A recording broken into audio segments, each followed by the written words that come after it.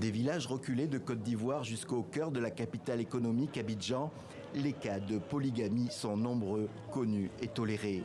Pourtant, depuis 1964, la loi interdit d'avoir plus d'un époux ou d'une épouse, mais la tradition perdure. Et on souffre vraiment qu'on n'est pas reconnu, sincèrement, parce que nous, on n'est pas été à la mairie, on a fait mariage à la mosquée, donc sincèrement, on n'est pas reconnu par l'État. Donc si l'État peut reconnaître ça, vraiment, c'est un geste pour nous les femmes, surtout les femmes du là. C'est très bien, puisqu'il y a des hommes là, eux ils marient deuxième femme, les premières femmes ne sont pas au courant, c'est caché à quelque part. Si tu prétends dire que tu aimes quelqu'un, tu dois épouser la personne.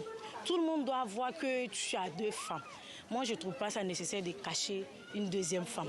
Ça, c'est mon point de vue. C'est très bien de reconnaître ça par l'État. Le grand problème de ces secondes, voire troisième épouses non reconnues par la loi est qu'elles peuvent tomber dans une grande précarité. Ainsi, en cas de décès du mari, elles ne peuvent prétendre à aucun héritage.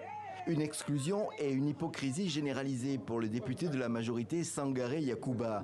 Celui-ci vient donc de déposer une proposition de loi très discutée qui remet en cause le principe de la monogamie. Pourquoi la loi refuserait donc de sécuriser les femmes qui sont dans cette situation? Si la loi de la nation est la monogamie, vous imaginez que près de 50%, c'est-à-dire la moitié de la population, est déjà exclue du champ de cette loi. Alors, donc, pour être équilibré, il faut laisser au choix.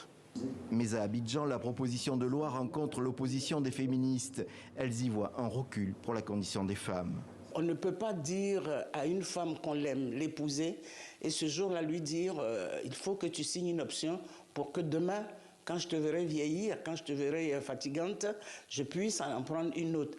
Évidemment, on n'oblige pas la dimension économique, qui est que la polygamie n'est pas donnée à tout le monde. Et la forme d'égoïsme et d'absence de générosité revient là. J'ai de l'argent, je peux en épouser autant que je veux. Alors qu'on ne parle pas d'épouser, je peux en acheter autant que je veux. Et il faut rappeler peut-être à ces messieurs-là que la femme africaine, ce n'est pas du bétail, ce n'est pas du produit à vendre. Selon la loi ivoirienne, la polygamie peut être punie de plusieurs mois de prison, mais ces peines ne sont jamais appliquées.